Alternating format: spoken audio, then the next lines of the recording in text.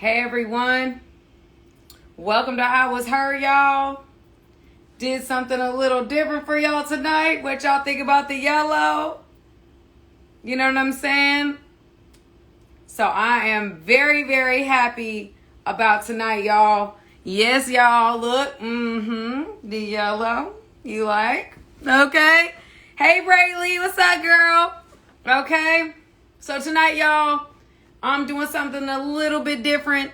Trying to dress up a little bit because, something a little classy, something a little yellow, something a little fly, you know what I'm saying? For I Was Her. Y'all, come on, legs. You see the leg? And y'all, I didn't even give y'all the best part. I'm actually, well, I can't show y'all. I actually can't show y'all. I can't. I'm wearing heels. I came with the whole 9, okay? I came with the leg muscles. I came with it all, y'all. Came with the classy. I'm trying to do something different. This is episode 27. 27 of I Was Her.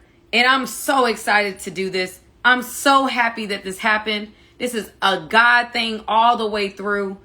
And so tonight, I couldn't have done this with anybody else. I mean, literally anybody else in the world. I could not have done it with anyone else. I couldn't. And so tonight, y'all, that is what this is all about. Ooh, y'all. Ooh. Ooh. So anyway, nonetheless, y'all, we got to figure this thing out. I'm going to have to scan up. So tonight, I couldn't have done this with anybody else in the world. This is somebody that has been with me for a long time. Somebody that knows me probably better than anybody. There's anybody that writes a biography or autobiography of anything. She's the one. She's the one that y'all, if she wrote it, y'all believe her. Okay? Period. End of story. Y'all believe her. All right? So, nonetheless, without further ado, this is somebody that means the world to me. Somebody that is a rider, because today, she should not be on this thing today. You know what I'm saying? But I am extremely, extremely excited. Extremely excited about this person, because I couldn't have done this with nobody else, okay? So let me make sure she's on. And y'all came with the questions, okay? Y'all came with the questions. All right? And so I have to see if she, hold on. Let me see if she is. Okay. On now, y'all came with the questions. I sent a request over. I might have to move this chair because I'm not. Hey, beautiful friend. Hey, girl. Hey, girl. We all know, without further ado, is my girl, Shan. Shan and I have been friends for a long time, y'all. Y'all might have remembered from the earlier episodes, but this is somebody that known me for over a decade. So if she writes an autobiography or she tells a story, it's probably true. So, anyway, friend, girl, okay, so I think, let me make sure everything is together. So, friend, are you ready? I'm ready. I'm ready. You ready? Okay, you ready? Okay, so anyway, friend, you want to say anything to the people? Good evening, everyone. I'm glad to be back on I Was Her. It is definitely a pleasure. I cannot wait to hear your questions and your feedback and your comments. Please drop some great comments, submit us some great questions, and give us some great feedback. I'm excited. I have my University of Georgia glass. Look, go dogs. To all my dogs Go there. dogs. And I'm just excited. I'm glad to be back. And of course, I have to give my disclaimer. We are both licensed social workers, but we're not providing any therapy tonight. No. So don't take anything that we say as therapy. We are not operating in that capacity tonight. Not at all. But I'm ready. I'm ready. I'm ready too, friend. So anyway, yes, dogs. Go dogs. Okay, so me and Shan are both dogs. Okay, we're both Georgia Bulldogs. If you didn't know, both graduated from Georgia. So go Dogs. Anyway, nonetheless, without further ado, let me go ahead and find there. Like I said, y'all been submitting some really good questions already. Okay, so okay, I got a question for you. You ready? Yes, I'm over here playing with my filters like you. I think I might like this one. Oh, girl, see, look, that's what it is now. Yeah, I try to. All right, let's. You ready? Okay, let's get this party on the. Okay, I am in the DMV, originally from Canada. I moved here to be with someone I have loved since I was 14 years old. We now have been married for 8 years. I have been abused since the day I said I do. Mentally, physically, emotionally scared. We now have 3 kids. The youngest is almost 2. I need to get out of this, but his hold on me feels unbreakable. He has threatened my life several times. He does suffer from mental illness, and with me trying to be a godly wife, I try to obey my role. I'm finding it hard now. I am feeling suicidal. How can I get away without being harmed? It's weird, but I don't want him to be taken out of his kid's life. I just want him gone from our home environment. Please give me some advice on how to break away safely. I have no family in America, and I keep telling him to move out, but he just won't. Wow. That's deep for the first one. I know. I don't think I read this one all the way through. I was like, oh, okay. Okay. So, do you want to answer this one? Or you want me to go first? I think you should go first. That's really deep. I was not ready. I thought it was going to be something funny. I was not prepared. Right. I should have went with funny, but this is serious. So, guys, again, I'm going to recap for the people that are just tuning in. This is a woman that moved from Canada to the DMV, has been married. And since she's been married, she's been in an abusive relationship. She now has 2 children with this man. And she's at a place where she doesn't really know what to do. She wants to play the role of a godly wife, but at the same time, she's starting to feel, levels of depression to the point of suicide or suicidal thoughts. How can I get away without being harmed? It's weird. So I think that this is something that, Shannon and I, we've talked about this before. We used to work in domestic violence. This is not uncommon to us. I don't think that God is, someone told me this before. They said to me that they don't feel like God values institutions over individuals. And she would say that to me to say that at the end of the day, that God is concerned about your safety. And you're being in a marriage and being in an abusive marriage that you identify as an abusive marriage, physically, mentally, emotionally, that's not something that you stay in. And a part of that cycle is a level of brainwashing, a level of training, a level of conditioning to move you away from your support systems, to take you away from the people that you know and love and that you can call upon. And isolation. I mean, that's one of the first things that, in this cycle, people do in order to put you in a situation where you cannot leave.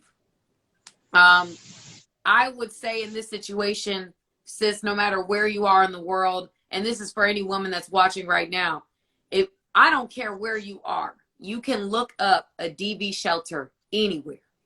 There's DV shelters. In fact, I will post the National Domestic Violence Hotline. They will place you with someone in your area that can get you away safely with your children. This is not something that you play with. Someone has threatened your life. There's a level of lethality factors there. This is not something we play with. This is very, very serious. And I know I jumped into this a little quickly, but at the end of the day, I don't take it any less lightly. If you're in a situation where someone's threatening your life, where someone is, has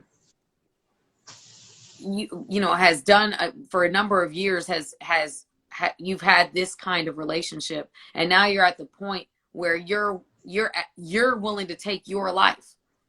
You're at a place of being open to that's not where God has you.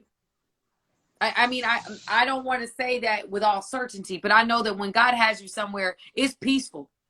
It's peaceful. It's a peaceful, and it's not always peaceful. There's going to be trials in every situation. When there's someone that is constantly harming you in that environment, and you're just staying and staying and staying, that's a level of loyalty and allegiance to your husband, which is not wrong, but it's now at the detriment of your health. And so you need to go ahead. Let me go ahead and get this domestic violence hotline out here, because there's a national hotline that you can call, and they can strategize and get you in a position where you can go there. And then you may be able to get back to Canada, where your support system is with your kids.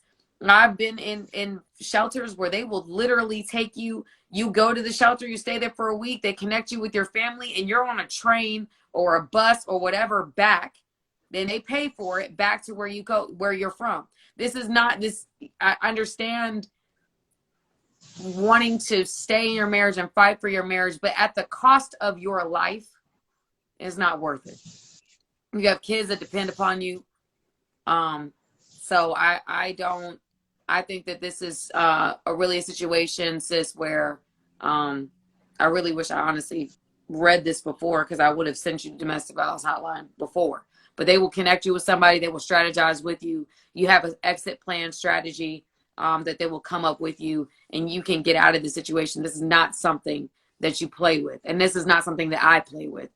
Abuse is not okay, period. Mental, emotional, physical, physiological, sexual is not okay. I'm not going to sit here and condone any level of abuse. And if you are in something that is abusive, please tell somebody that you trust, and really get to a place where you can be in something healthy. So anyway, let me go ahead and look for this domestic violence hotline. Go ahead, Shan. Absolutely. And I think first, the first thing that stuck out to me was the suicide. So if you are thinking about taking your own life, we definitely want to provide the resources for the suicide hotline as well. That's something that's extremely serious. And, as you know, from us working in the shelter, we can't admit you into the shelter if you're suicidal. Mm-hmm. So we have to address your mental illness first. So we definitely want to provide her with the suicide hotline as well, so that she can call and get the resources that she needs for emergency services. Once you're in a place where you're stable and you're not feeling suicidal, then definitely contacting the domestic violence hotline to get some resources. And, the domestic violence shelter can assist you with getting those resources that you need as well. But definitely, and it's difficult, especially if she is a woman of God and wanted to be, wanting to stick it out for her marriage. That's a very difficult situation that so many women face, wanting to hold true to those vows, but again, at what cost? So if the cost is yourself, if the cost is your well-being, if the cost is your mental health, then that cost is too high. Too high. They say if your piece is, what is it? Your piece is priceless. Your piece is priceless. Absolutely. Mm-hmm. So I'm going to put both hotlines up here. But this is something that's very important as well. There's a lot of different help out here. You can also, NAMI.org is a great situation. But you guys, this stuff is not to be played with. And of course, I don't think, I think that sometimes there's a lot of pressure on us, on women. Sometimes we feel the pressure to stay in some situations that we know are unhealthy, because of, religious reasons or anything like that, and what we're taught. And that's not necessarily a bad thing. I think there's nothing that's beyond being redeemed, but I also think that there's a level of really trying to, you've really got to value yourself. You really have to make steps sometimes. If it's bringing you to a place of depression and sadness, that you are at a place of contemplating suicide, the cost is too high. God is not there. You know, that is not where he is. And even if it is, you know, I don't, like I said, I don't think anything's beyond redeeming, but I do think that your safety is paramount, whether it's from away from who is threatening you, or for you getting the help that you need to not further harm yourself. I think that you need to embark and really choose you. Don't choose this, but choose you. Choose you. Absolutely. Okay, so guys, we jumped in deep. We jumped in deep on that one. So I'm gonna try to go to something a little bit lighter. Oh, okay. Okay, here we go. A little bit lighter, y'all. A little bit lighter. All right. Hi, Sam. I need your advice on my situation. I've been single for 4.5 years, and lately I thought I might test the waters on this dating app called Tinder. Only came across losers, but on Friday I matched with a dude with whom I immediately chatted for 4 hours straight. He hit me up first, and the conversation was flowing. Okay. I got so excited, and he seemed very excited as well. Then we moved the convo to Instagram on the same night. And I noticed his answers were shorter, and he was not replying that fast. Mind you, my pics on Tinder matched my Instagram, so it cannot be possible that he was disappointed by what he saw on my Instagram. The convo wasn't flowing that much, so I told him good night, and he left me on red.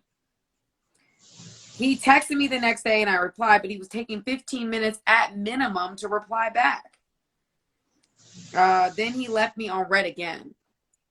On Sunday, I hit him up, and the conversation was dead once again, and he left me on red again. It's Tuesday, and he hasn't hit me up since then. I feel like I'm losing my mind because we were vibing so much. But I think he's not interested anymore. Question mark.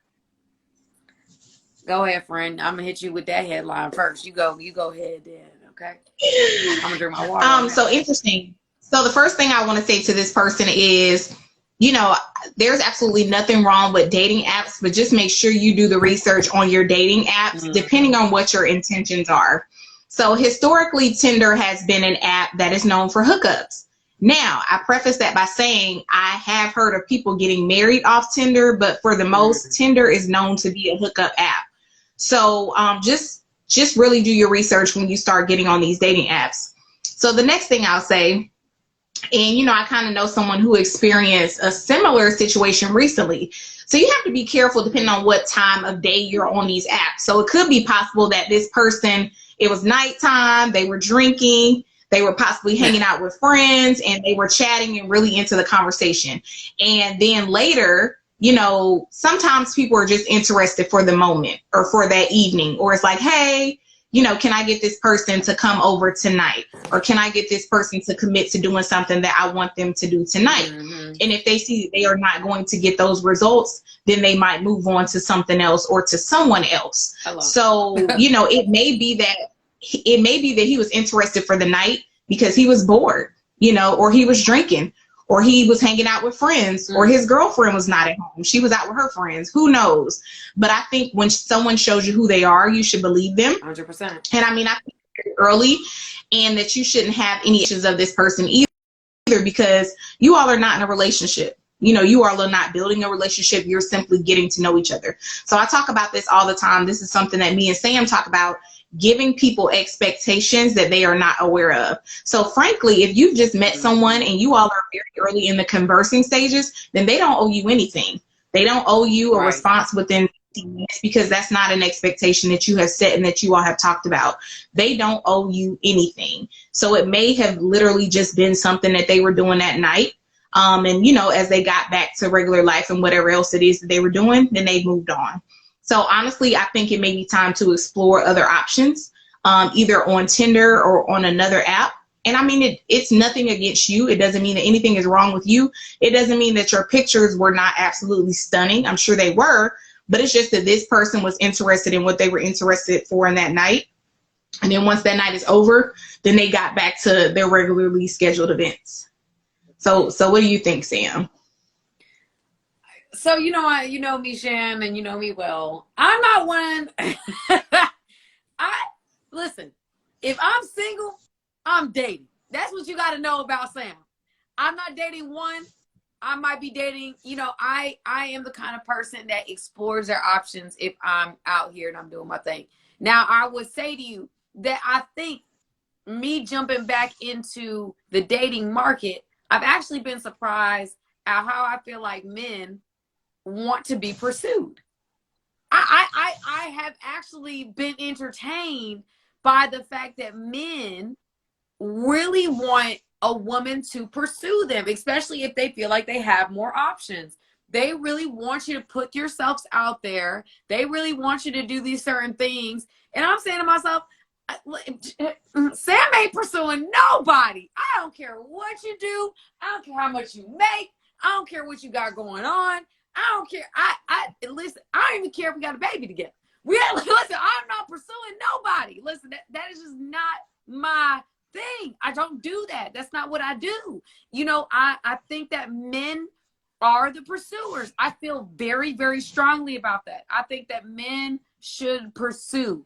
And I think that when you get into a conversation with somebody at the beginning or the onset of the relationship, sis, you have got to relax. You really do. I mean, I understand you're single. It's your first go at dating apps, but you're talking about Tinder. And like Shan said, you got to do your research.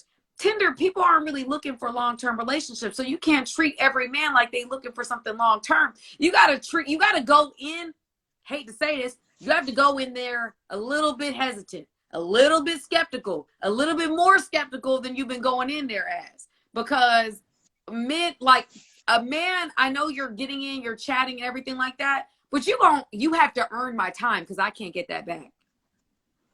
That's period in the story. You got to earn my time because I can't get that thing back. And so if you haven't, we just match on an app, you ain't getting 4 hours of my time. That's 4 hours you took away from my daughter, and I'm not willing to do that. So I think that at the end of the day, I think that you just have to be a little bit more stingy with your time. Don't allow men to waste it. And then if a man is not pursuing you or anything like that, don't take it as something you did or did not do. Because like Shan said, that man might have been on Tinder, I hate to say it, but just to get an itch scratched, which is he wanted a woman to pursue him, match with him, and make him feel good and warm and fuzzy about himself until he went back to his girlfriend. He had really no intentions for you at all. And that sucks, but men happen to do that all the time. And so it's unfortunate. It's crazy. But sometimes men just want their ego stroked. I mean, that's just what it is, And so we just got to understand what we play in and don't just, I mean, I guess it's great to talk to a guy for 4 hours. It's cool that y'all vibe like that. You have conversations, but you also have to get wiser in the game and understand that, listen, I can't make that into us being in a relationship and now expect text from guys every day, because I'll be honest with you, that's me. I am that person. If I don't hear from you every day, you now texting me all the time, I don't think you're interested. I don't think you like me anymore. And so I am the one who's gonna call Shan up and be like, he texted me, I can't believe he did that, blah blah blah blah blah blah da, da, da, da, da, da. And then she'll be like, Sam, there's no expectation. I was like, no, I'm over it. I'm moving on. And it's not fair, it's not right, but that's who I am. And I've grown to know that I know better, but I don't do better. So anyway, nonetheless, I'm a little crazy up here. But I think I answered the question. You just gotta be stingy with your time. And I'm not the one who's gonna stroke somebody's ego. So if you came this way looking for somebody to stroke your ego and make you feel good and warm and fuzzy, I'll make you feel warm and fuzzy while we talking. But when we're talking about somebody's, we met on Tinder and we're going to talk for 4 hours. No, we're not going to text back and forth for 4 hours. You might get 1 or 2 text messages, but you've got to play the game a little bit better. You've got to play chess, not checkers. These men are not playing checkers with you. They're playing chess, So And listen, there is this immense pressure when you've been out of the dating game, when you've been single. Yeah. Society gives us so much pressure, and sometimes we put pressure on ourselves that, hey, Mhm. I need to get back out there. Like, I've been single, I need to be dating, I need to be in a relationship, I need to be married, or what have you. But just take away the pressure. So that was one of the first things Sam said, that calm down, like literally take the pressure off yourself. It's other people on Tinder, it's other people on Hinge, Black, eHarmony, and every other website as well, every other app. So take off that pressure. And that used to be me. It's like every person that I meet, it's like I want to put all my eggs in that basket. No, do like Sam, diversify those eggs, okay? Put those eggs in different baskets and allow the person to earn your time instead of putting all your time and energy into a person that you literally don't even know, that may or may not be interested in you. And again, that may have just been wanting some attention, that may have just been wanting some entertainment for the evening. Exactly. And don't be nobody's entertainment. Don't be nobody's play doll that they play with on a Wednesday night when they bored. You got to be, when it comes to me, and I would love if there's a man on here that could explain this new idea of like, oh, because of this whole, Kevin Samuels thing, hey, I'm a high value male, I don't want to pursue anybody, or I don't feel like pursuing. I don't understand that. It's like now, because men, apparently it's a shift. There's more eligible women than there are men. Men, it's a seller's market for men. So they, getting things that they don't deserve at a high value. And I don't really understand that. I don't understand why men feel like, oh, I'm okay, I'm gonna express interest, right? I don't know, Shannon, if I'm the speaking about, they'll express interest and then they fall back. It's so weird. Like, why do you say like? And Atlanta is the worst, girl. Atlanta is the worst because we have that ratio of 20-1, and you're talking about 20 eligible good women out here to every. And really, if you talk about eligible men, you're probably talking about 40-1 in Atlanta. So, they feel like they have that luxury to sit back and wait. Excuse me. Not, you had to sneeze on that one, because yeah. Sam don't No, get I literally. Okay, so anyway, nonetheless. But yeah, no, they they definitely feel like, hey, it's 40-1 in Atlanta. So like the women should be pursuing me. Like, I am the prize. And with this one, no, ma'am, you are the prize. Okay, you are the prize. So this man and any other man needs to be pursuing you. You don't need to be putting your energy into pursuing a man. Period. Yeah. Okay, let me get off that topic, because I could really be on that one for like the whole hour, but I'm not going to do that. I'm going to answer y'all questions. I mean, don't for the men, we're not saying that the woman is to put in no effort, but by no means do I feel like the woman should be hitting you up every day, sending you good morning texts, asking you how your day is, asking you out on dates. And, I think it definitely should be mutual. But, I don't feel like the woman should invest all of her time and energy into pursuing you, especially if you are a Christian man. Because the Bible said when a man finds a wife, he finds a good thing, not the other way around. And I think for me, as well, I like a man that pursues. I love a man that's pursuing. I love a man that's intentional. I think a man that has more options when they're intentional, it means a whole lot more. So it's like, you know what I'm saying? I think that I don't understand why it's not done more. Maybe it's just like, whatever, because I will let a man know if I think he's attractive. I'll let him know, I will put effort. It's not like I won't, but I'm not going to out effort you. I'm going to put forth, I'm going to match your energy. Your energy one way, I'm matching it. You just trust that whatever energy you're doing, I'm going to match that energy. And I love effort, and I really do, because I will put effort. I work hard for what I want. And so it's like, I'll match energy, but some of y'all guys, like, the energy's not there, and I don't really understand that. It's just very interesting. So anyway, nonetheless. Next question. My fiance has become distant since he's moved to another state. He knows I'm pregnant. He doesn't check up on me. He doesn't even check up on me. I'm high risk and I feel so broken. I stayed behind because the state we lived in has the best maternal doctors. I was going to leave after I have the baby. of course, I realize he's not my fiance anymore because he doesn't check up on me, and I know he's entertaining someone else. I'm just confused as to why a man would treat a mother of his child like that, especially if we plan this pregnancy. Let me tell you this, honey. You'd be surprised, Lord. You'd be surprised of how a man will treat a woman that he planned to have a child with. You would be absolutely surprised. And what you're experiencing is not even the, I don't even know what to call that. That's like a needle in the haystack of things that some men do that have planned to have children with women. I know men that have planned to have children with women that have absolutely no relationship with the child at all. Don't see their child, don't talk to the child. So the fact that he's not talking to you and not checking on you, imagine having that child and he's not checking on the child or not assisting you with taking care of that child. So, I mean, I think this could possibly be, you know, a prequel to what is to come once you have this child, once you all have this child and this baby together. So I would be aware. And I mean, if you know he's pursuing other females, then I agree with her. How are you engaged? How are you engaged? I 100% agree, Shan. I honestly don't even have anything against what you said. I'm 100% on board. The man leaves to another state. You don't go with him because the doctors are better where you are. Here's the thing. If you're engaged to somebody, you having their child, they're leaving the state. Why wouldn't you leave with them? Yeah, you're taking a risk about maternal doctors, but I mean, I don't know if you're not. It's still in America. I mean, maternal doctors are probably good anywhere you go. You know, it's still, I don't see why you didn't leave with them. That's just me. I'm not going to, you know, that's obviously spoiled milk. We're already there. So it is what it is.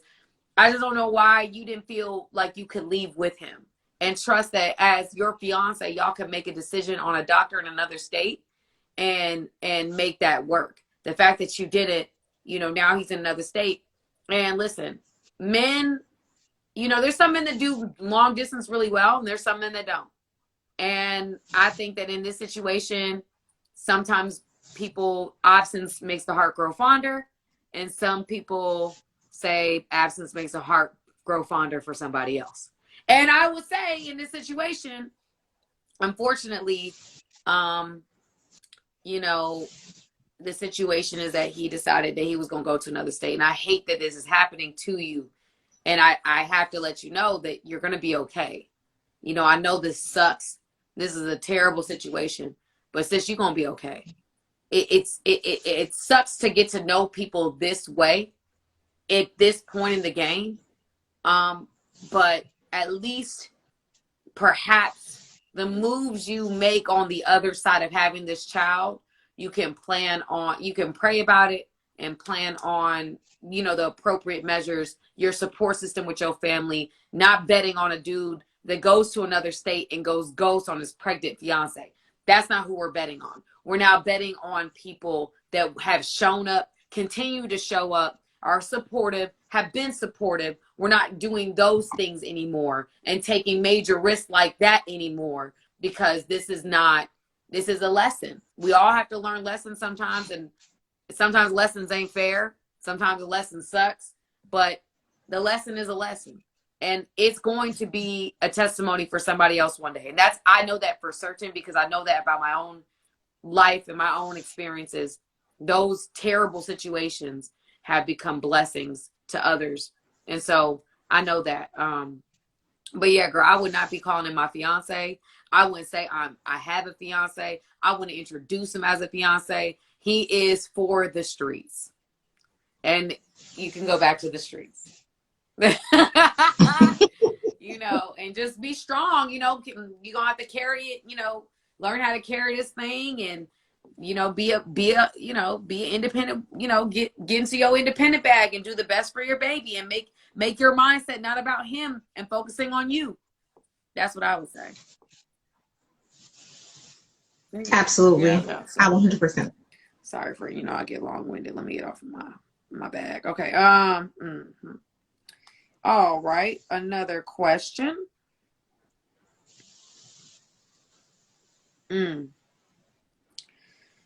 My question is this: how can you forgive yourself for putting up with so much and sacrificing so much for a person who didn't deserve it?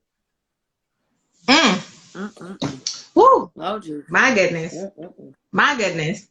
Therapy. Hello, Therapy. Jesus. Come on now. That's how you forgive yourself. I think Sam and I can both attest to this. This is something that we both done, and I think the only way to forgive yourself is therapy, but also to understand that you did the best with what you know how to do. And you know, the biggest lesson that I learned, and that, you know, Sam can testify to, is never saying what you won't do, because you never know what you will do until you're in the situation. So I was that friend. Oh no, man, we have to wrap this up. What are you doing? But when I really got in a situation, I was in the situation stuck, frozen. And it took me a while to forgive myself for allowing myself to put up with what I did. But basically, what you the process, it's a process that you work through in therapy. And I mean, you know, Sam, you can attest to some of the different methods that you can go about doing that, talking to yourself, writing to yourself, or what have you, but really getting to the underlying issues and accepting, you know, accepting what you did and moving on, number one. And number two, vowing to yourself to never allow yourself to do that again. But also increasing your self-esteem, because I think that speaks to an issue with your self-esteem as well. When you allow yourself to accept what I call scraps, like just whatever scraps someone is throwing you on the floor. When you allow yourself to do that, that speaks to issues with your self-esteem. Period. That's a good one, Shan. I think that's it. A lot of that, when I was young, I was in relationships and I didn't know me. You know what I'm saying? I don't feel like you really know you until you have, you know, a first couple heartbreaks. You know, that's when you really start to get to know you in the woman that you are and the character that you have, because you see yourself through some really hard times. I think some of the hardest times I've ever faced revolved around heartbreak. And so I would say to you, you know, you like it, Shan said it perfectly. You have to forgive yourself because you did the best that you could with what you had in that moment. That was the best decision that you made with in that moment. And you can't spend your time, I know this is an old quote, but you can't spend your time thinking about things like spoiled milk or spilled milk. You can't worry about spilled milk. You can't harp on spilled milk. It's spilled. What do we do now? We heal. We choose to heal. We become better. We put our best foot forward. We say we get into therapy. We get into our spiritual bag. We get in the gym. We get ourselves. We focus on getting better and not bitter. When we say focus in a mindset of how could I have allowed this to happen? I can't believe he did this to me. I don't understand. You are speaking yourself to stay stagnant in that place of not moving forward. You're now stagnant. You're staying, and it's okay to honor the process of healing. But you also have to say to yourself, I ain't going to let myself stay down like this for too long.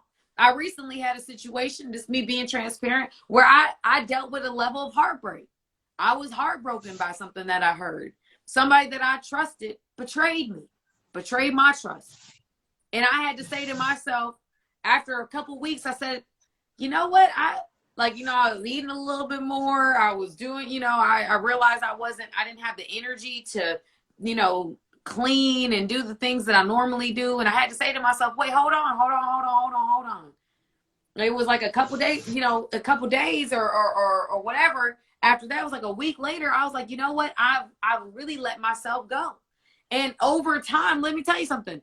This is after healed, Sam. This is after, healing. I don't think I'm 100% healed. But it's after 8 years of therapy, where you're starting to see the signs and you're like, you know what? I'm slipping. I know what this is.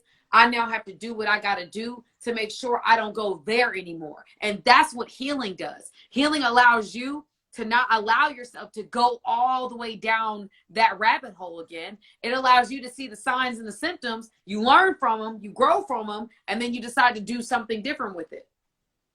That's what this is what this life is all about, And so don't be mad about it. You forgive yourself, make peace with yourself. And a lot of that, for me, was therapy. Just like Shan said, therapy, and Jesus. Therapy. Absolutely. And my good friend Cece said in the comments, it's a learning experience and you accept it as such. It is 100% a learning experience. So thank you, Cece. You learn from it and you grow. That's You know, right. you don't stay stagnant. You don't stay stuck in the moment of what you did, what you could have done. Because, you know, you can spend forever thinking about what you could have done, how you could have ended it then, you could have done this, you could have done that. But the reality is it's happened. So now you move on and you say, what can I learn from that? What you can learn Exactly. from it are, okay, the signs. So if you start seeing something in a new situation that doesn't look right, you know when the exit stage left. Exit stage left. Get right or get left. That's when the growth, you know, a lot of people say or have asked me questions about, oh, Sam, how'd you, you know, get to here, get to there? It has been a journey. This is a process. This wasn't like overnight. You know, 21 or 19 or whenever I had my first heartbreak, that wasn't my initial go-to. I had healed terribly.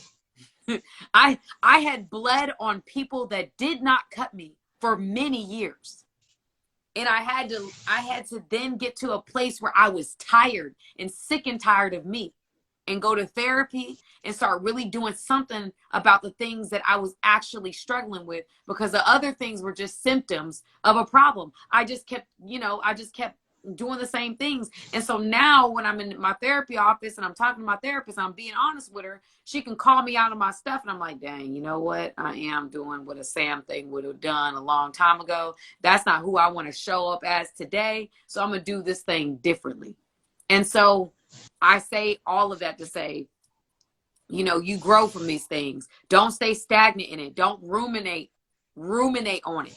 Don't keep thinking the same thing over and over again and beating yourself up and torturing yourself. You know, my therapist actually calls that my version of self-harming. That's how I harm myself, is I keep thinking the same damaging thought over and over and over and over again. Then I'm not thinking anything more progressive than the last thought. I'm just continuing to beat myself up and allowing myself to stay in a place of sadness. And I've had to say to myself, I'm not going to do that anymore. I'm tired of me. And so I really have had to make a lot of adjustments. I've gotten into therapy, but you know, you have to forgive yourself and you cannot allow the enemy to play with your mind and go shoulda, coulda, woulda, because that ain't taking you, that's not progressing you forward. That's just keeping you in the same situation, doing the same thing over and over and over again. Then you're going to attract unhealed people that will put you through the same BS over and over and over. That's what happens, you know. So anyway, sorry, Sharon, you know how I talk. Anyway, okay. All right, so now we have more shorter questions here. So, um, mm, mm, mm, mm, okay. Codependency. Have you ever been this way? Tips to overcome it. Have you ever been codependent? Sam, I'll let you start on that one. Why are you gonna let me start? Why me? Fred. Okay, you want me to start, Fred? I guess I will let you start on this one. yes. Yes, I have. I've definitely been codependent in more ways than one. You know, there was codependent where you're depending on somebody financially. You know, I was married. Some of y'all know that. A lot of y'all know that. And so, yes, I was codependent in that way because that person, you know, did a lot for me. And so at that point, you become very, you know, dependent. And then, you know, leaving that situation, I've had to learn how to do a lot of things on my own. I'd be a big girl again. And that was a challenge. But yes, I've been codependent in that way, which I don't think is a bad way. But I think that I've been codependent, you know, in ways where it was more emotional and physiological, where I was codependent upon this person being okay with me, liking me, choosing me, being faithful to me. My security laid or was dependent upon that person's actions. When they did something wrong, I felt lower about me. When they did something right or they were honoring me, I felt high about me. And so my esteem was on this up and down roller coaster, dependent upon somebody's actions and whether someone was okay with me or not. And so, yes, I've been codependent in a lot of different facets. And the question, I guess, was, how did I overcome it? Well, I first had to acknowledge that I was codependent, number one. But number two, as part, like, it was a process of being very intentional about being independent. So instead of allowing myself to stay in a codependent space where I allow somebody to care for me and do certain things for me, I said, nah, I'm about to make it. I'm about to swim. I'm going to be so fiercely in the opposite direction that I'm not going to recognize me. So I started running in the opposite direction of dependency into independency, to where I was like, no one's going to be able to say that I'm dependent on them at all for anything. And that might not be a good thing either, but I just worked really, really hard to not allow myself to ever enter into a situation like that again. Right, absolutely. And I can say yes as well. Codependency in a relationship where basically I needed validation from the person for my self-esteem. So, they needed me for various reasons and I needed them for validation, needed them just for the sake of having someone. Right. And that's one of the biggest mistakes that you can make as a woman or a man, being in a relationship just to have a relationship, just to feel like you can get someone. And basically, I had to, the relationship had to run its course. And then I had to work on myself, work on building myself up, work on building my self-worth, and work on knowing my value when it's not dependent on another person. Right. And it's not dependent on what another person says. And it's not dependent on if I'm in a relationship or if I'm single, right, or if somebody talks to me. So it was really a lot of working on myself and realizing all the great characteristics that I have, yep, that are independent of what anyone recognizes, and getting to a point where I didn't care if I was getting any recognition or validation from anyone else. Mm-hmm. That's good, Shan. That's good. That's good. That's a word right there. No validation from anybody else. That's good. Okay. So, okay. Next question.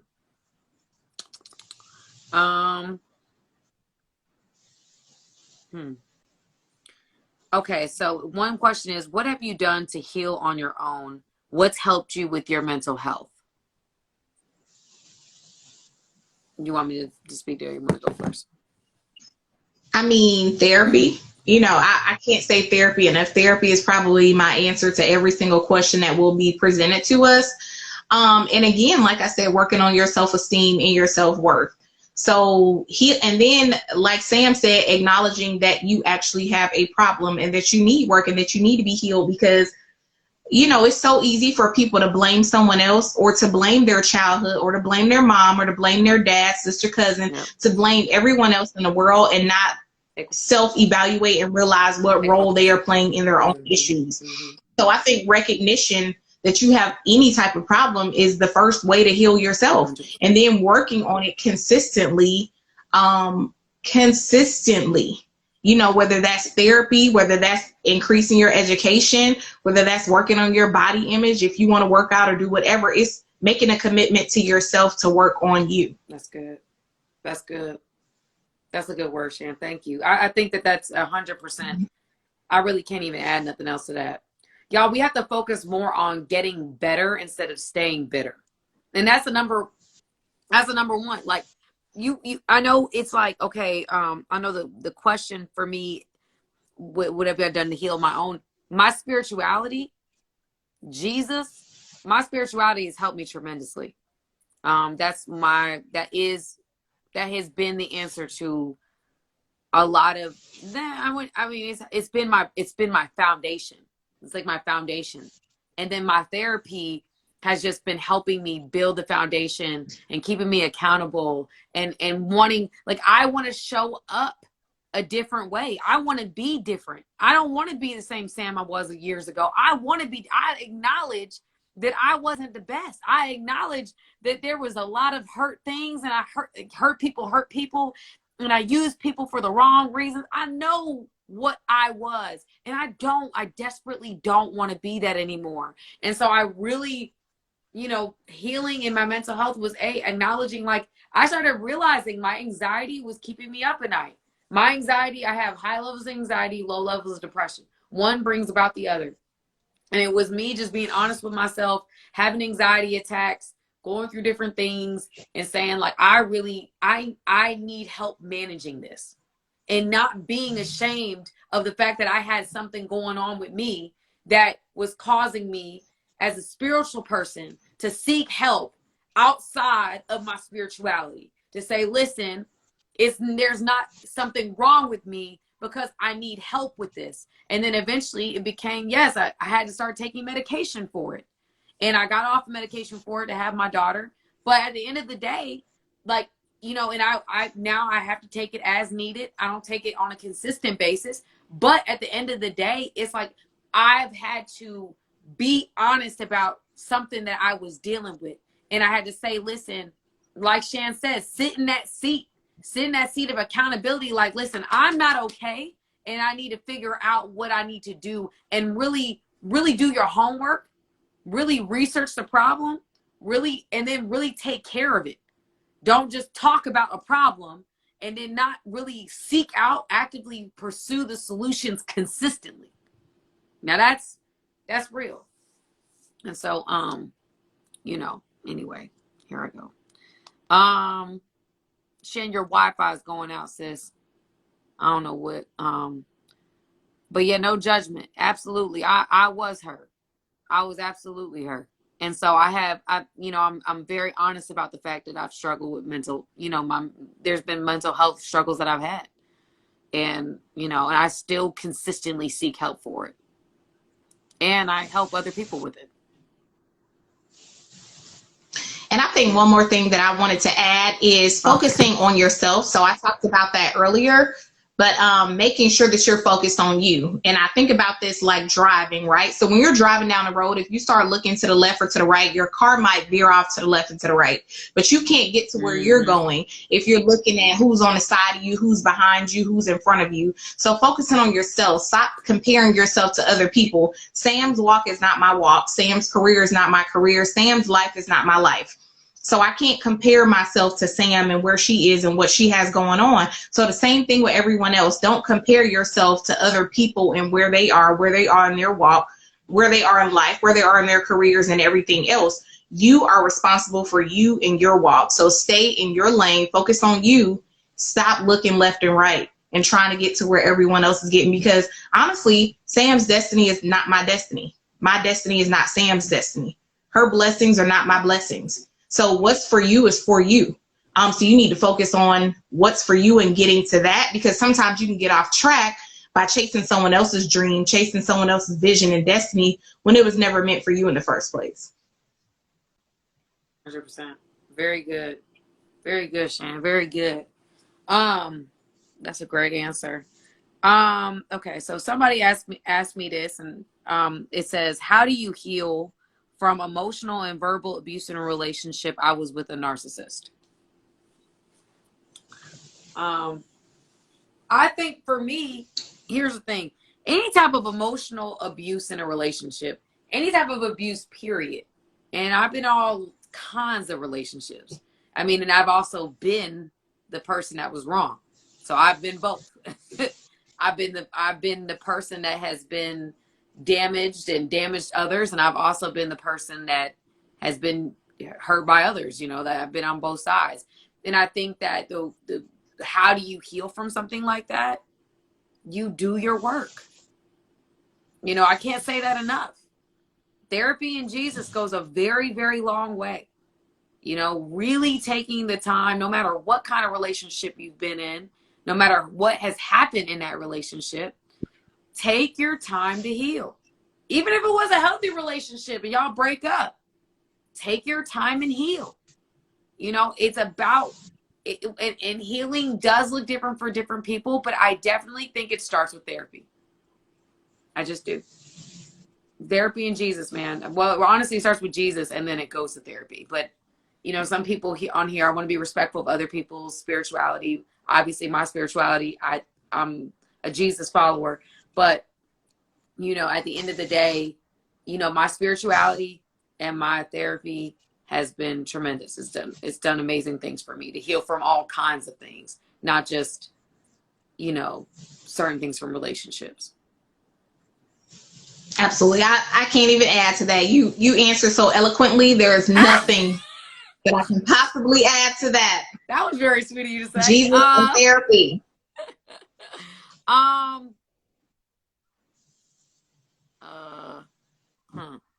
Interesting.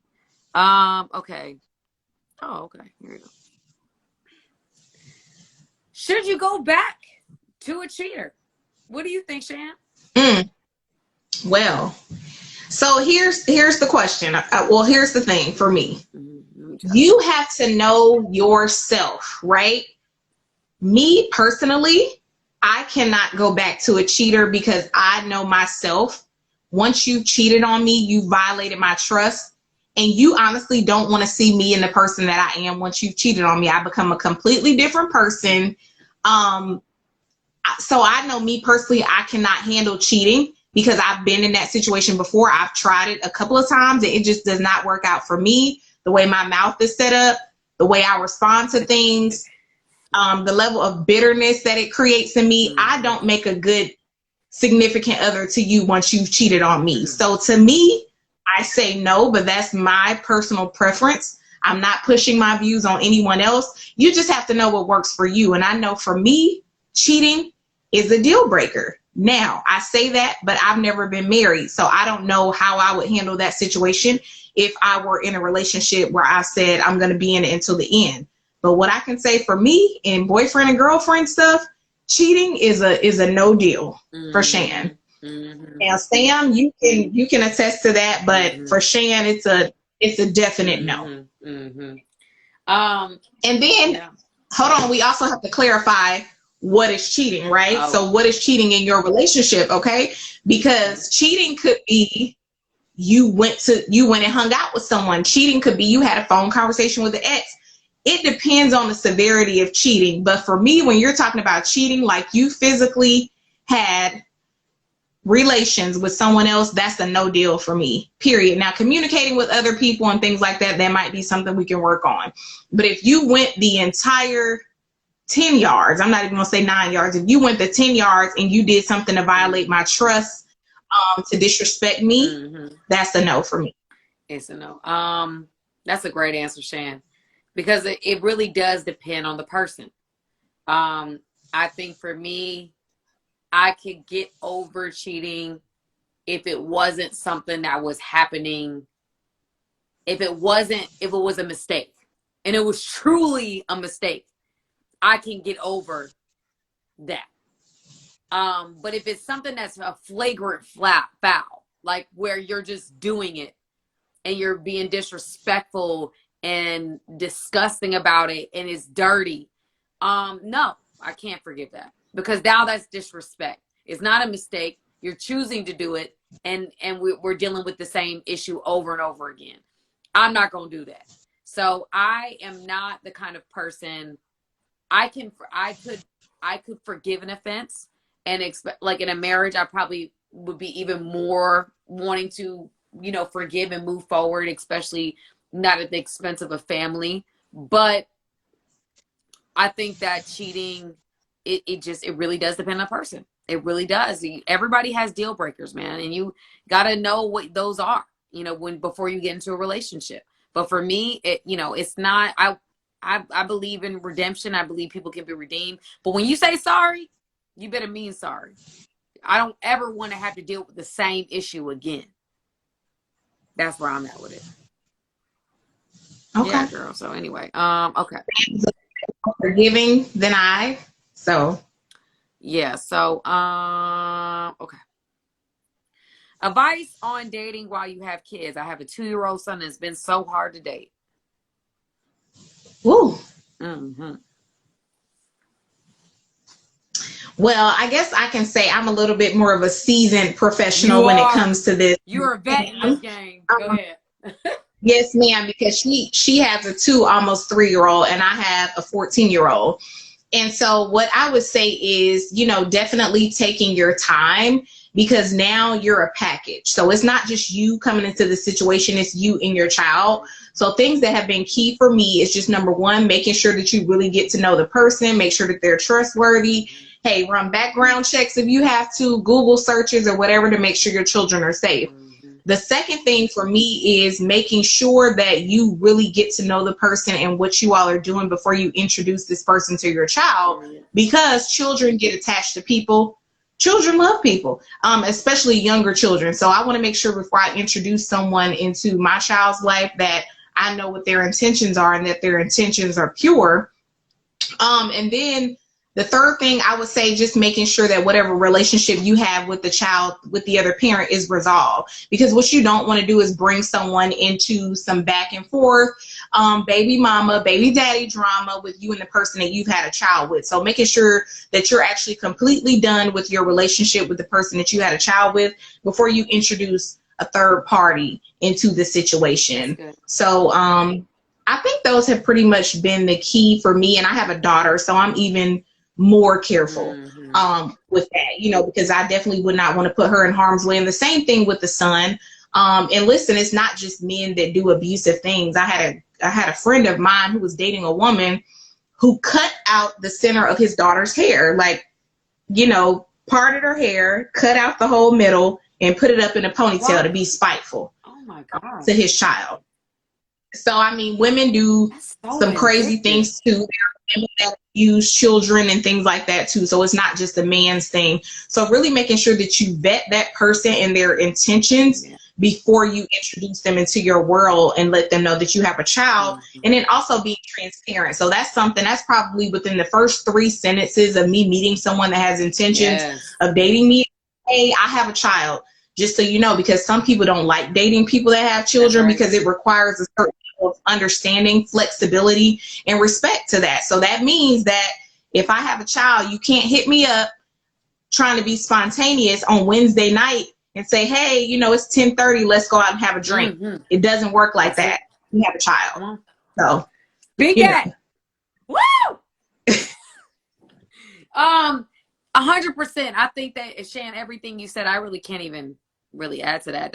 I think the biggest thing is that I don't understand when I see people like, oh, I am not honest, or you don't even know that they have a kid. Like, you know, like that to me is kind of like, I don't know.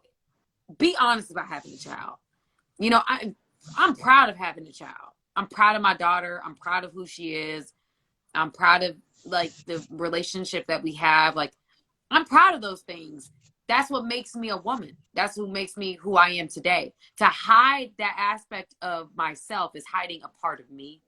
And I believe in being 100% transparent about who I am and what I stand for. And so don't lie about having a child or try to hide that. Like, I think that's a beautiful thing. I think that mothers are beautiful women. You know, like, I think that's a beautiful thing, you know. So anyway, that's just me. And just a special message that I want to give to the men. It's not cool just because you're a man to introduce your child to every single woman that you meet, you go out on a date with or whatever, because I know several men that kind of get into the habit of, I have a child, and so I'm going to introduce my child to every single woman that I meet. I met a woman at the grocery store. Tomorrow she's meeting my child. I think men should be a little bit more selective as well as far as letting women meet their children. And I do know in some of those cases it's to be spiteful against the mothers, just to be frank. But I think that men should be selective as well and making sure that they are vetting these women before they introduce them into their children's lives as well. So I had to drop that nugget. No, I agree with that. That's very true. You know what I'm saying? You have to know that especially older children, they're going to see what you're choosing. You know, so be wise. Just like if I'm, you know, you and I are dating, Shannon, we're dating somebody, we have to be mindful of who we're what we're bringing around our children, you know, because that and look at the message that you're sending too. You know, when your child is a little bit older and they're cognizant and they know that every 6 months, mommy or daddy has a different boyfriend, look at the patterns and the habits that you're teaching your children, because you're teaching your child that, hey, when I get tired of someone, I can discard them. And then in a few months, I get someone else, and then I bring them into my family unit and I introduce them into my child. And so if that's your values, then that's okay. But that's not necessarily something that I would want to teach my child personally. No. You want to make sure it's, you know, we on a real path, you know, like something substantial. I think that, okay, so, okay. How do you know the man is for you after God already confirmed it? Okay, so I have the answer for that. I honestly don't know. I don't know how to answer that, because if God confirmed it, and if you're a believer in God, then I guess I don't understand the question. Like, if God confirms it, then how do you not know? Does that make sense? So I don't. Sam, maybe you can speak to that. I think here's the thing, y'all. Our voice and God's voice in our head, sometimes they sound alike, sometimes they sound different. It's very hard sometimes to know the difference between God telling you something and you telling you something. I think that a lot of people mistake that, and they take like, oh God, if you're for this, here's a test, do this. And we take that as like, we hold on to, Stephen talked about this last week. We hold on to different little nuggets, trying to make this person fit into God sent him, versus it really being God who sent them. And so when you say, how do I know someone is for me after God already confirmed it, already makes me feel like God didn't confirm it. Because if God confirmed it, then what question do you have about whether this person's for you or not? And God confirmed it, there is no question. That's the only person that needs to know anything. So if you're unsure about the party that you're with, and you're saying, how did God confirm it? What did God do to confirm that this person is actually the person you're supposed to be with? I feel like God, I think he gives us a level of free will when it comes to choosing partners. He tells us who not to marry, but he definitely tells us, he gives us the kind of the running gamut of who we decide to be with and things of that nature. I do think that he has certain people that are appointed to us that we spiritually can connect with and vibe with on different levels than other people. But I would not sit, I wouldn't write in and say, God confirmed this. God confirmed this is the person, but how do I know he's the person? Well, then God didn't confirm it. Because if God confirmed it, there is no question when God confirms something. And I don't think in relationships, I don't think you 100% ever really know. I just really don't. I think love is a gamble. It is a gamble. And you really have to trust what you know about you and what you know about your God. And when you get into something like that, because love is a gamble. Even when you have majority of the factors, it's still a gamble. That's just what I think. And I think also when they say God confirmed it, so that reminds me of like when you're younger, you do these very specific prayers and you're kind of like twisting God's arm. Mm-hmm. So you're like, okay, God, if he calls me, then that means he's for me. Don't do God like that, because that person may call you and that may not be God allowing that person to call you. It may be the devil. The enemy heard you too. Like he heard right, you too. Right. So who knows? So I'm wondering like what you define as God confirming. Did God confirm because you said, ooh, God, if this is the love of my life, then let this happen. And that thing happens and you take that to be that God confirmed it.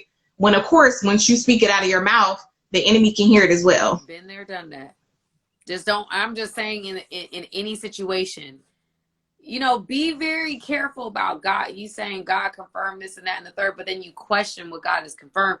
I don't necessarily think God confirmed it then.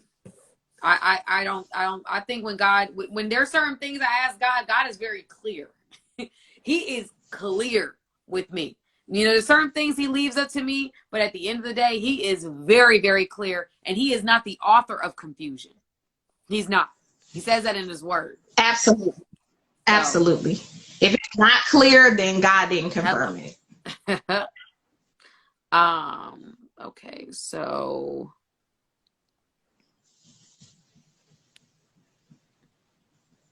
this is a real question. How to deal with a spouse who puts up a fight when you ask to help split or at least do 30% of child coverage during school closures? Very specific, very specific. Okay. Shan, you want to go? You want me to? Girl, I will let you handle that one. I will let you handle that. I feel like that may be more of an experience question in your wheelhouse. Okay. y'all know I say, here's the thing. Here's the thing. When you're with a spouse, and this is what you guys are in a situation where you're saying that, okay, you guys had a understanding that how to deal with the spouse. Let me keep looking at the question. How to split or at least do 30% of child coverage during school closures. So I don't know if So basically they're trying to get back to agree to take off of work to help with the child care as well. That's what it sounds like. Oh, it's not okay. So this is about them taking off from work to help with the child care. Right, because you know how historically people think, oh, the baby's sick, you know, the woman that's supposed to take off or whatever. That's what it looks like to me. Yeah, that's what it looks like to me as well. So I'm going to answer it like that. You have to, when you have conversation with a spouse, you have to have very honest, uncomfortable conversations. And sometimes you're going to have to confront like things as they are. And so when you have these, okay, so this was confirmed. That's what it is. When you're having these uncomfortable conversations with somebody, you're like, listen, you're saying that, listen, you're being very specific here. You're saying, puts up a fight when you ask him to basically help at least 50 or at least through 30% of the time, you can help me with the child care. So I think at that point, you've got to be able to understand. I don't know, when it comes to marriage, it's like, I think that everybody has to be willing to fight and everybody has to be willing to compromise. It does not work when it's one-sided. It's literally a two-sided union. It's not just one person saying I do, it's two saying I do. So at this point, it would be like, to me, it would be like, listen, I need help.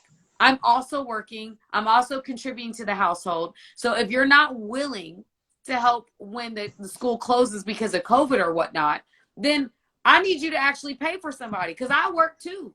And I don't feel like you respect my position or my job or whatever that is for you. You can say, I feel like blah, blah, blah. That's usually what they say in marital therapy. I feel like blank when you do this, versus being accusatory and saying, you're this, you're that, you're disrespectful, you're this, da, da, da. It's like, no, I feel like this when you do that. And then they also have to be open and willing to have a mature conversation back and forth. But I also think that when men are the breadwinners or tend to be the breadwinners in these situations, they feel like your job is more disposable. They don't feel like they don't have as much respect for the position that you hold at your job because it's disposable income. It's not major income. And if it is major income, I think that can get down to societal roles of men and women. Like Shan said, you're the woman, you take off, you take care of the child versus me having to. And that's both are conversations, hard conversations that you have to have together, and you have to make a compromise that doesn't have to make sense to me or to Shan or to anybody else on this live. It has to make sense to you and your husband. I think it gets into a bad space when you try to get everybody else's opinion because everybody else has an opinion. And then it becomes a whole bunch of different things that it doesn't have to be. You and him have to come to an understanding of what that is for you and him and basically stick to it. And if you feel like he's not being respectful of your job, if you feel like he's not being understanding to your position, you need to communicate that. And then he then has to either deal with it or not. And then you have to deal with it accordingly. I also don't think that it's healthy in a relationship. Like, let's say he decides that he's going to continue to do what he's doing. You take off, you take care of the child, I go to work. That's your spouse. This is the person you've chosen.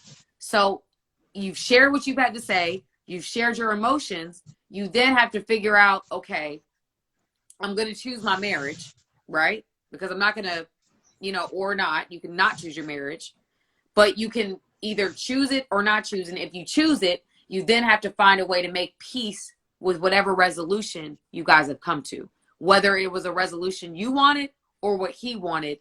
In marriage, unfortunately, that's just what it is. Sometimes you gonna get what you want. Sometimes they gonna get what they want. but that's what it is. It's a give and take. It's not going to always be your way, and it's not going to always seem fair to the outside person. It's between you and that person, and you have to make it make sense to them so that they understand how you feel. And if they, and hopefully, prayerfully, that person will then say, you know what, that's not how I want to show up as a man.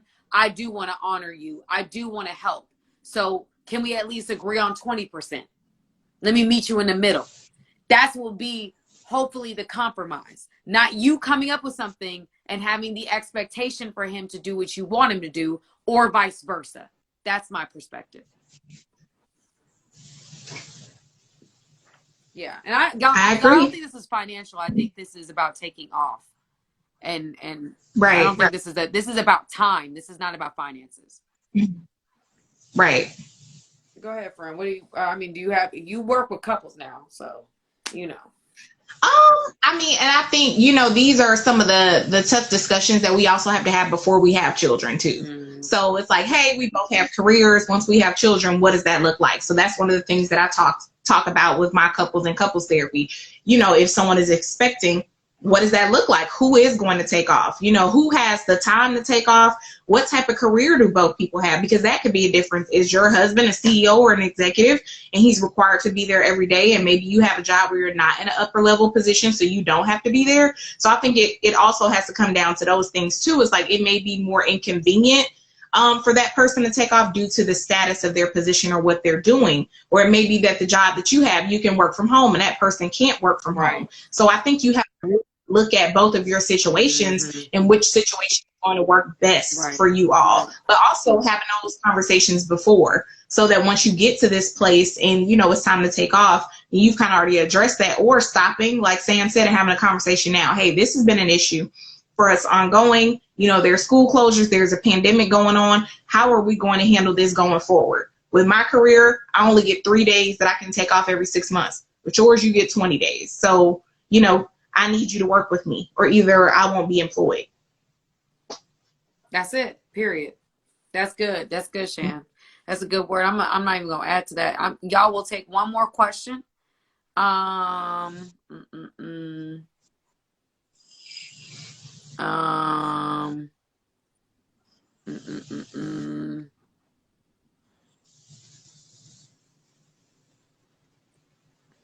You looking for a good one? Yeah, there's a lot of them. So this is one that's interesting. This person's asking, what about the abusive men who women get away from? How do we get past the abuse and let our children go see their father, who's probably beating on their new girlfriend? How?